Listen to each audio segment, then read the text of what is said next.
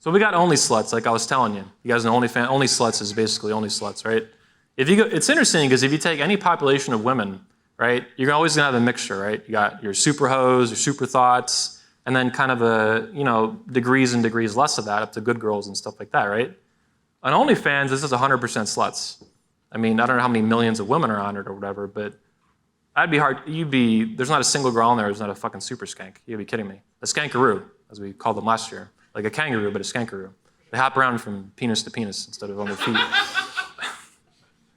Let's pause on this real quick because I talked to the woman about this yesterday.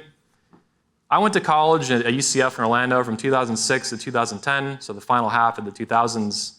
Back then, I never heard of sugar babies or any of this bullshit, seeking arrangements, right? That wasn't really a thing back then. I guess it probably was a little bit, but it was not mainstream at all. That has turned into this. The average American woman, 18, 19, 25, 30, whatever the fuck, they view prostitution, monetizing their sexuality for the price of a hamburger. They view that as normal. There are millions of American women who do that shit in secret. Occasionally in the news you see one get caught. She'll be like a nurse or an ambulance. I saw like an ambulance woman driver once, and then she got caught doing OnlyFans and they fired her or something.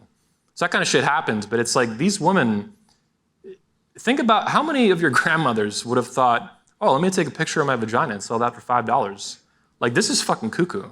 This is not, if you do this, and these girls, they go on Twitter and shit and they later bitch, right? They're like, oh, these men don't want to date OnlyFans girls. Like, no shit, you're a fucking hooker.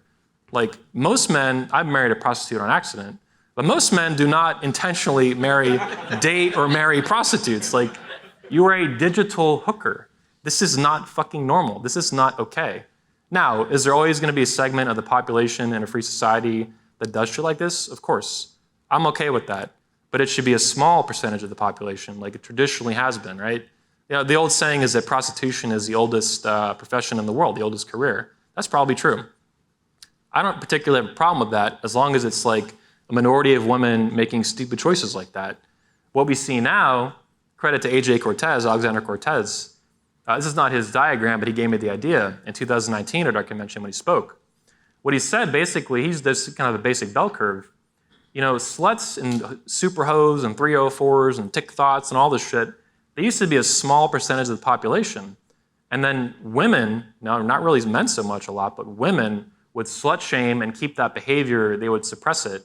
They would keep it down because it's destructive. Like Michael Foster, I think, was talking to you guys about. Sexuality run amok is destructive to an entire culture. It will collapse nations. It will collapse civilizations. So A.J. Cortez's point in 2019 at our convention is that behavior, pretty recently, right, since the 1960s and even more recently with shit like OnlyFans and Tinder and online dating and this insane hypersexualization of women, all women, right, on a regular, normal basis, that super slut behavior has shifted into the middle of the bell curve.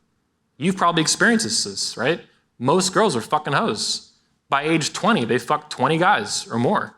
By age 30, they have a notch count like over 100, 150. This stuff's pretty common. These girls get banged up. That shit doesn't work. You guys, a lot of you are probably familiar with it. You can look it up. Women who have too many sexual partners, they basically lose their ability to pair bond, like a piece of Velcro. Like when you're a kid in your shoe and you do it too many times, it doesn't work anymore. This can happen to men as well, I think. But for women, it happens really fast. These women get banged up, they get used up, and they can't date or marry anymore. It's creating a tidal wave of problems that we haven't even seen the climax of yet. The problems with the tidal wave of single mothers and fatherlessness and the family falling apart, we're maybe in the middle of that. Maybe just past the beginning. There's a long way to go. That hill is going down. That's down for you, going off a fucking cliff. Big problems are still coming.